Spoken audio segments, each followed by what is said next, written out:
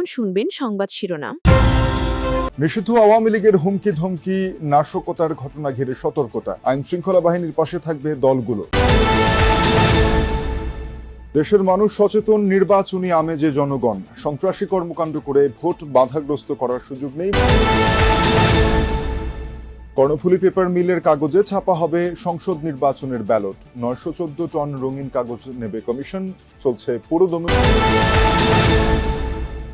রাজধানী সূত্রাপুরে মামুন হত্যায় ব্যবহৃত অস্ত্র উদ্ধার, 2 শুটার সহ 5 জনকে গ্রেফতারের বিষয়ে বিস্তারিত জানাবে পুলিশ। আসসালামু আলাইকুম। এতক্ষণ শুনছিলেন সংবাদ শিরোনাম, এখন শুনবেন বিস্তারিত। আন্তর্জাতিক অপরাধ ট্রাইব্যুনালে মানবতা বিরোধী অপরাধের মামলায় শেখ হাসিনার বিরুদ্ধে রায় ঘোষণার তারিখ জানানো হবে আগামীকাল। এ উপলক্ষে নিষিদ্ধ ঘোষিত আওয়ামী লীগ ঢাকা লকডাউন কর্মসূচি ঘোষণা করেছে। সম্ভাব্য নাশকতা ও অস্থিতিশীলতা ঠেকাতে সতর্ক অবস্থানে রয়েছে আইন শৃঙ্খলা রক্ষাকারী বাহিনী। রাজধানীর হাইকোর্ট এলাকা, বাংলা একাডেমি, হোটেল ইন্টারকন্টিনেন্টাল মোড় সহ বিভিন্ন গুরুত্বপূর্ণ সড়ক ও স্থাপনায় সকাল থেকেই বিজিবি সদস্যদের অবস্থান নিতে দেখা গেছে। একইভাবে ভোর থেকে রাজধানীর প্রধান প্রধান সড়কে বিপুল সংখ্যক পুলিশ ও র্যাব সদস্য মোতায়েন রয়েছে। যে কোনো ধরনের অনাকাঙ্ক্ষিত ঘটনা মোকাবিলায় প্রস্তুত আইন শৃঙ্খলা রক্ষাকারী বাহিনী। এদিকে রাজধানীতে অভিযান চালিয়ে কার্যক্রম নিষিদ্ধ আওয়ামী লীগের 44 নেতাকর্মীকে গ্রেপ্তার করেছে ডিবি পুলিশ। গাজীপুরের পর সাভারেও বাসে আগুন দিয়েছে দুর্বৃত্তরা। এরই মধ্যে গাজীপুরেই আগুন দেওয়া হয়েছে 3টি বাসে, তবে কেউ হতাহত হয়নি। পুলিশ ও ফায়ার সার্ভিস জানায়, গাজীপুরের ভোগড়া বাইপাস এলাকায় ভোর 4:30টার দিকে পার্ক করে রাখা ভিআইপি পরিবহনের একটি বাসে আগুন দেওয়া হয়। খবর পেয়ে ফায়ার সার্ভিস আগুন নিয়ন্ত্রণে আনে। শ্রীপুরে বেড়াইদের চালা এলাকায় ভোর 5টার দিকে আরও একটি বাসে অগ্নিসংযোগ করে দুর্বৃত্তরা। আধা ঘন্টার চেষ্টায় আগুন নেভানো হয় ফায়ার সার্ভিসের তৎপরতায়। মঙ্গলবার রাত 10টা নাগাদ কালিয়াকৈর নবীনগর সড়কের চক্রাকার এলাকার রাস্তার পাশে পার্ক করে রাখা একটি মিনি বাসে আগুন দেওয়া হয়। পুলিশ জানিয়েছে, নাশকতাকারীদের শনাক্ত করে আইনের আওতায় আনার কাজ চলছে। এদিকে সাভারের আশুলিয়ায় আলিফ পরিবহনের একটি বাসে আগুন দিয়েছে দুর্বৃত্তরা। ভোরের দিকে সরকার মার্কেট এলাকায় নারী ও শিশু হাসপাতালের সামনে হয় এই ঘটনা। চালক জানান, রাতে হাসপাতালের সামনে সড়কে বাস রেখে ভেতরেই ঘুমিয়ে পড়েন তিনি। হঠাৎ আগুনের তাপে ঘুম ভাঙে তার। পরে বাস থেকে লাফিয়ে কোনো রকমে প্রাণ বাঁচান চালক। খবর পেয়ে ফায়ার সার্ভিস গিয়ে আগুন নেভায়। জড়িতদের ধরতে পুলিশি অভিযান চলছে। গাড়ির মধ্যে ঘুমাইছিলাম, হঠাৎ দেখি আগুনের তাপ আসে আমার গায়ে লাগছে। আমি চোখ খুলে দেখি পুরা গাড়ি আগুন। আমি জানলা দিয়া লাফ দিয়ে নামছি। 2টা হুন্ডা আসছে, 4 জন হেলমেট পরে আসছে। হুন্ডা আইসা এখানে প্রথমে গুলি করছে। গুলি করার পরে একটা আতঙ্ক সৃষ্টি করছে। সিকিউরিটি যারা ছিল তারা এখানে আর নাই। রাজধানীর মোহাম্মদপুরে ইকবাল রোডে প্রিপারেটরি স্কুলে 2টি বোমা নিক্ষেপের ঘটনা ঘটেছে। এতে কেউ হতাহত হয়নি। মঙ্গলবার রাত 12টার দিকে হয় এই ঘটনা। 2টি মোটরসাইকেলে 4 জন এসে পরপর 2টি বোমা প্রিপারেটরি স্কুলে লক্ষ্য করে নিক্ষেপ করে। পরে তারা মোটরসাইকেল নিয়ে পালিয়ে যায়। সিসি ক্যামেরার ফুটেজে শনাক্ত করা হয়েছে মোটরসাইকেল ও আরোহীদের। চালকের মাথায় হেলমেট, বাকি 2 জনের মুখে মাস্ক ও মাথায় ক্যাপ পরা ছিল। দেখা যায়, মোটরসাইকেল থেকে নেমে একজন স্কুলকে লক্ষ্য করে বোমা নিক্ষেপ করে। রাতেই ঘটনাস্থল পরিদর্শন করেছে পুলিশ।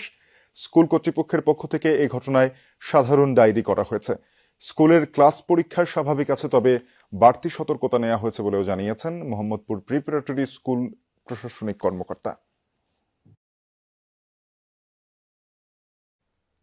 কার্যক্রম নিষিদ্ধ আওয়ামী লীগ হুমকি ধামকি দিচ্ছে অনলাইনে। সম্ভাব্য নাশকতা প্রতিরোধে আইন শৃঙ্খলা বাহিনীর পাশাপাশি সব রাজনৈতিক দলকে মাঠে থাকার আহ্বান জানিয়েছে সরকার।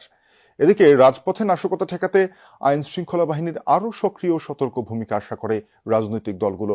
কেউ কেউ বলছে এটা নিছক শোডাউন, কেউ বলছেন ফিরে আসার চেষ্টা। বিশ্লেষকদের মতে, বাসে আগুন আর ককটেল মেরে নিজেদের ভয়ঙ্কর চেহারা আরও স্পষ্ট করে দিয়েছে নিষিদ্ধ দলটি। আরো জানাচ্ছেন রেদওয়ান আহমেদ। একের পর এক বাসে আগুন, ককটেল বিস্ফোরণ। গত কয়েকদিন ধরেই চলছে এমন পরিস্থিতি, যার বলি ময়মনসিংহের সেই ঘুমন্ত বাস চালক জুলহাস মিয়া। রাজধানী সহ দেশের বিভিন্ন স্থানে আগুন আর ককটেল বিস্ফোরণের ঘটনায় বাড়ছে উদ্বেগ।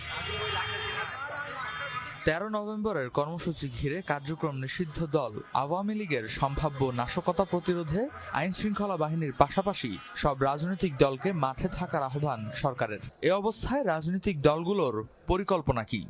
স্বরাষ্ট্র উপদেষ্টার প্রেস কনফারেন্স দেখেছি এবং তার আহ্বানের প্রতি শ্রদ্ধা আছে, কিন্তু তার আগেই আমাদের সাংগঠনিকভাবে আমাদের যে অবস্থান বা আমাদের সাংগঠনিকভাবে প্রস্তুতি ছিল এবং সেই সাথে আমাদের তো এমনিতে দৈনন্দিন কার্যক্রমও থাকে, সেই জায়গা থেকে আমাদের একটা সমাবেশ করারও পরিকল্পনা আছে। দেশের জনগণ যখন প্রতিরোধ করবে তখন সাথে সবাই থাকবে, জনগণ তো সবাইকে নিয়ে জনগণ, এখানে কোনো রাজনৈতিক দলকে আলাদাভাবে ট্রিট করার দরকার নাই। আমি মনে করি জনগণই সেটাকে প্রতিরোধ করবে, স্বতঃস্ফূর্তভাবে প্রতিরোধ করবে।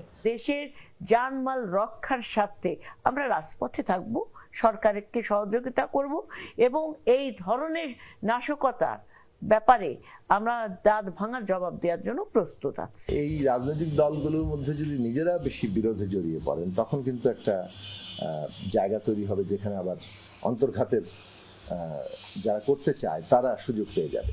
সেই জায়গাটা খেয়াল রাখা দরকার। সাম্প্রতিক সহিংসতা রোধে আইন শৃঙ্খলা বাহিনীর কার্যকারিতা নিয়েও উঠেছে প্রশ্ন। এ ব্যাপারে তাদেরকে আরো তৎপর হওয়ার তাগিদ দিয়েছেন বিভিন্ন রাজনৈতিক দলের নেতারা।